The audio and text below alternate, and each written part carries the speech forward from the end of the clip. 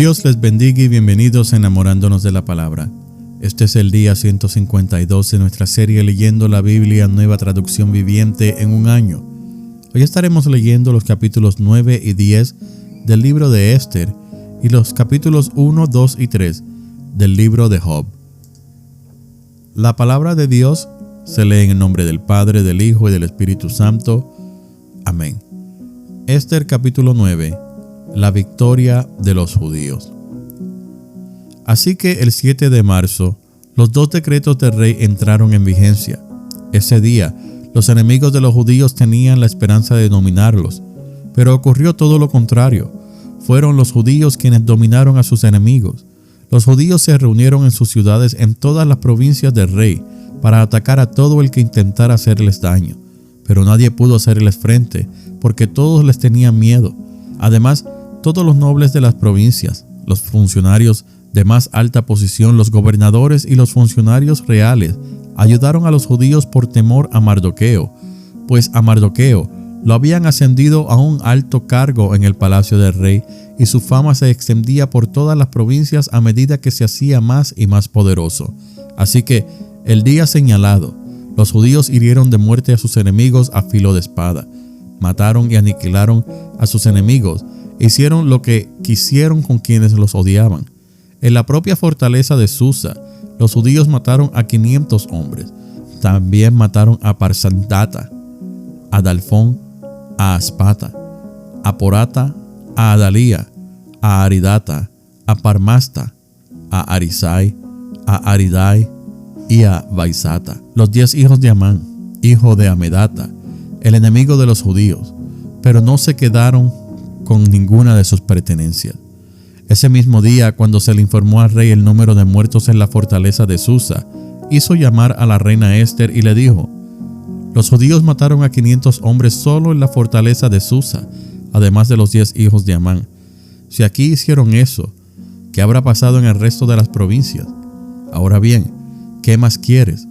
Te será concedido, dímelo y lo haré. Esther contestó: si al rey le agrada que a los judíos de Susa se les dé permiso para hacer mañana lo que hicieron hoy, y que los cuerpos de los 10 hijos de Amán sean atravesados en un poste. El rey estuvo de acuerdo y el decreto se hizo público en Susa. Atravesaron los cuerpos de los 10 hijos de Amán. Luego, el 8 de marzo, los judíos de Susa se reunieron y mataron a 300 hombres más, y otra vez tampoco se quedaron con ninguna de sus pertenencias. Mientras tanto, los demás judíos en todas las provincias del rey se reunieron para defender su vida.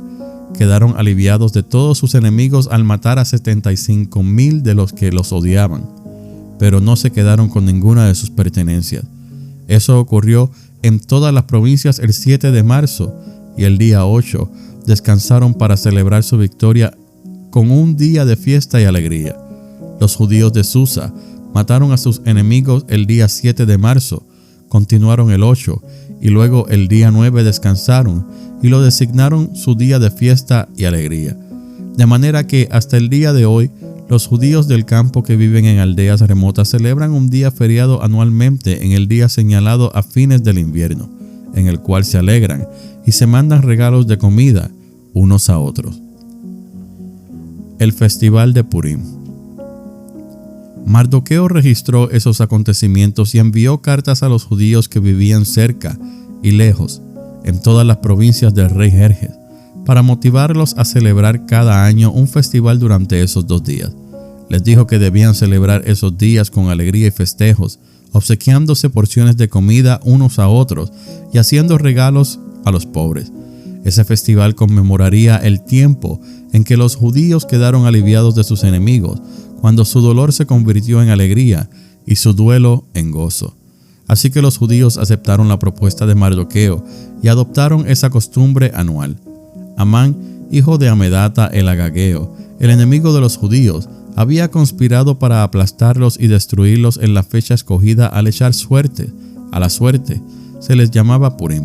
Pero cuando Esther se presentó ante el rey, él emitió un decreto que causó que el plan siniestro de Amán se volviera en su contra, y tanto Amán como sus hijos fueron atravesados en un poste afilado.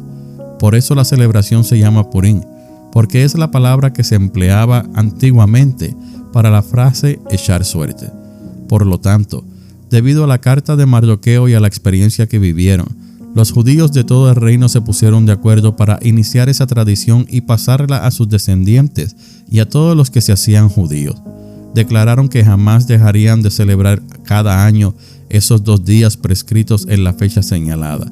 Esos días se recordarían y se mantendrían de generación en generación y serían celebrados por cada familia en todas las provincias y ciudades del imperio. El festival de Purim nunca dejaría de celebrarse entre los judíos, ni se extinguiría de entre sus descendientes el recuerdo de lo ocurrido. Luego, la reina Esther, hija de Abihail, junto con Mardoqueo, el judío, escribieron otra carta en la cual la plena autoridad de la reina respaldaba la carta de Mardoqueo para establecer el festival de Purim. Se enviaron cartas con deseos de paz y seguridad a los judíos de las 127 provincias del imperio de Jerjes. Esas cartas establecían la celebración anual del festival de Purim en las fechas señaladas, como lo habían decretado el judío Mardoqueo y la reina Esther. El pueblo decidió celebrar el festival de la misma manera que había decidido establecer el tiempo de ayuno y luto para sí y sus descendientes. Así que el mandato de Esther confirmó la costumbre del Purim y todo quedó escrito en los registros. Capítulo 10. La grandeza de Jerjes y de Mardoqueo. El rey Jerjes impuso un tributo en todo su imperio, incluso hasta las costas lejanas. Sus grandes logros y el relato completo de la grandeza de Mardoqueo, a quien el rey había ascendido, están registrados en el libro de la historia de los reyes de Media y Persia. Mardoqueo, el judío, llegó a ser primer ministro, segundo en mando después del propio rey Jerjes. Fue un hombre muy importante entre los judíos, de gran estima ante ellos, porque siguió actuando a favor de su pueblo y defendiendo el bienestar de todos sus descendientes. Libro de Job. Capítulo 1. Prólogo. Había un hombre llamado Job que vivía en la tierra de Uz. Era un hombre intachable, de absoluta integridad, que tenía temor de Dios y se mantenía apartado del mal. Tenía 7 hijos y 3 hijas. Poseía 7,000 ovejas, 3,000 camellos, 500 yuntas de bueyes y 500 burras. También tenía muchos sirvientes. En realidad, era la persona más rica de toda aquella región. Los hijos de Job se turnaban en preparar banquetes en sus casas e invitaban a sus 3 hermanas para que celebraran con ellos. Cuando las fiestas terminaban, a veces después de varios días, Job purificaba a sus hijos, se levantaba temprano por la mañana y ofrecía una ofrenda quemada por cada uno de ellos, porque pensaba: quizás mis hijos hayan pecado y maldecido a Dios en el corazón. Esta era una práctica habitual de Job. Primera prueba de Job. Un día los miembros de la corte celestial llegaron para presentarse delante del Señor y el acusador Satanás vino con ellos. El Señor le preguntó a Satanás: ¿de dónde vienes? Satanás contestó al Señor: he estado recorriendo la tierra, observando todo lo que ocurre. Entonces el Señor preguntó a Satanás: ¿te has fijado en mi siervo Job? Es el mejor hombre en toda la tierra. Es un hombre intachable y de absoluta integridad. Tiene temor de Dios y se mantiene apartado del mal. Satanás le respondió al Señor: sí, pero Job tiene una buena razón para temer a Dios. Siempre has puesto un muro de protección alrededor de él, de su casa y de sus propiedades. Has hecho prosperar todo lo que hace. Mira lo rico que es. Así que extiende tu mano y quítale todo lo que tiene. Ten por seguro que te maldecirá en tu propia cara. Muy bien, puedes probarlo, dijo el Señor a Satanás.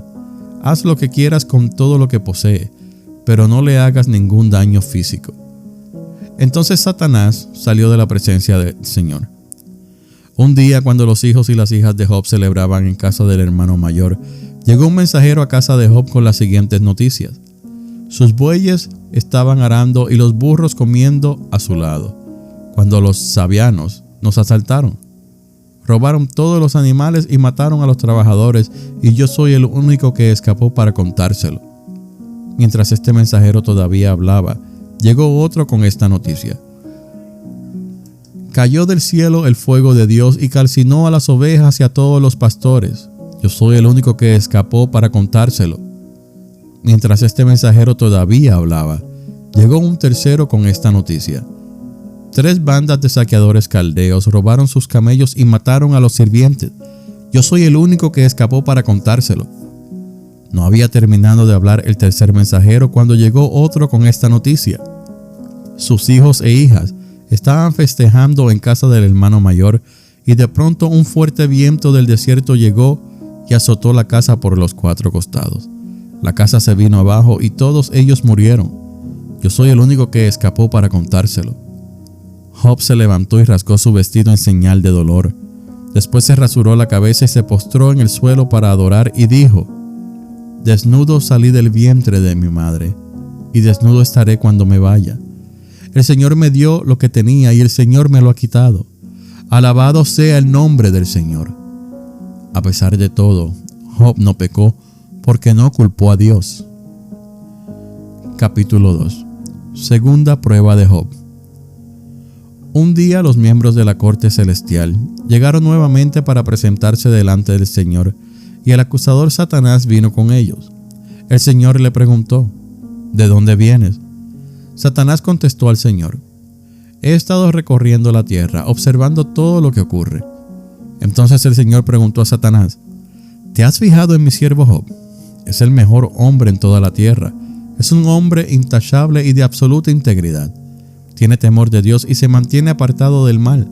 Además, ha conservado su integridad a pesar de que tú me incitaste a que le hiciera daño sin ningún motivo. Satanás respondió al Señor: Piel por piel. Cualquier hombre renunciará a todo lo que tiene para salvar su vida. Así que extiende tu mano y quítale la salud. Ten por seguro que te maldecirá en tu propia cara. Muy bien, haz con él lo que quieras, dijo el Señor a Satanás, pero no le quites la vida. Entonces Satanás salió de la presencia de Dios e hirió a Job con terribles llagas en la piel, desde la cabeza hasta los pies. Job, sentado entre cenizas, se rascaba con un trozo de teja. Su esposa le dijo: ¿Todavía intentas conservar tu integridad? Maldice a Dios y muérete. Sin embargo, Job contestó: Hablas como una mujer necia. Aceptaremos solo las cosas buenas que vienen de la mano de Dios y nunca lo malo. A pesar de todo, Job no dijo nada incorrecto. Los 3 amigos de Job comparten su angustia. Cuando 3 de los amigos de Job se enteraron de la tragedia que había sufrido, viajaron juntos desde sus respectivos hogares para consolarlo y confortarlo. Sus nombres eran Elifaz el temanita, Bildad el suita y Zofar el naamatita. Cuando vieron a Job de lejos, apenas lo reconocieron. Con fuertes lamentos rasgaron sus vestidos y echaron polvo al aire sobre sus cabezas en señal de dolor.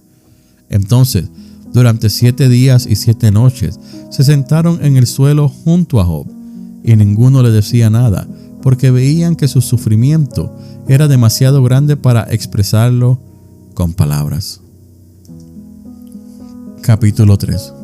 Primer discurso de Job. Por fin habló Job y maldijo el día de su nacimiento. Dijo: Que sea borrado el día en que nací y la noche en que fui concebido, que ese día se convierta en oscuridad, que se pierda aún para Dios en las alturas y que ninguna luz brille en él, que la oscuridad y la penumbra absoluta reclamen ese día para sí, que una nube negra lo ensombrezca y la oscuridad lo llene de terror, que esa noche sea borrada del calendario y que nunca más se cuente entre los días del año ni aparezca entre los meses, que esa noche sea estéril, que no tenga ninguna alegría, que maldigan ese día los expertos en maldiciones, los que con una maldición podrían despertar al Leviatán, que las estrellas de la mañana de ese día permanezcan en oscuridad, que en vano espere la luz y que nunca llegue a ver la aurora. Maldigo ese día por no haber cerrado el vientre de mi madre, por haberme dejado nacer para presenciar toda esta desgracia. ¿Por qué no nací muerto? ¿Por qué no morí al salir del vientre? ¿Por qué me pusieron en las rodillas de mi madre? ¿Por qué me alimentó con sus pechos? Si hubiera muerto al nacer, ahora descansaría en paz, estaría dormido y en reposo. Descansaría con los reyes y con los primeros ministros del mundo, cuyos grandiosos edificios ahora yacen en ruinas. Descansaría junto a príncipes ricos en oro, cuyos palacios estuvieron llenos de plata. ¿Por qué no me enterraron como a un niño que nace muerto, como a un niño que nunca vivió para ver la luz? Pues una vez muertos, los malvados no causan más problemas y los cansados encuentran reposo. Aún los cautivos logran tranquilidad en la muerte, donde no hay guardias que los maldigan. El rico y el pobre están allí y el esclavo se libera de su dueño. Oh, ¿por qué dar luz a los desdichados y vida a los amargados? Ellos desean la muerte, pero no llega. Buscan la muerte con más fervor que a tesoro escondido. Se llenan de alegría cuando finalmente mueren y se regocijan cuando llegan a la tumba. ¿Por qué dar vida a los que no tienen futuro, a quienes Dios ha arrollado de dificultades? No puedo comer a causa de mis suspiros. Mis gemidos se derraman como el agua. Lo que yo siempre había temido me ocurrió. Se hizo realidad lo que me horrorizaba. No tengo paz ni tranquilidad, no tengo descanso, solo me vienen dificultades. Esta ha sido la lectura del día 152 de nuestra serie Leyendo la Biblia, Nueva Traducción Viviente en un año. Gracias por escuchar Enamorándonos de la Palabra. Que Dios les continúe bendiciendo.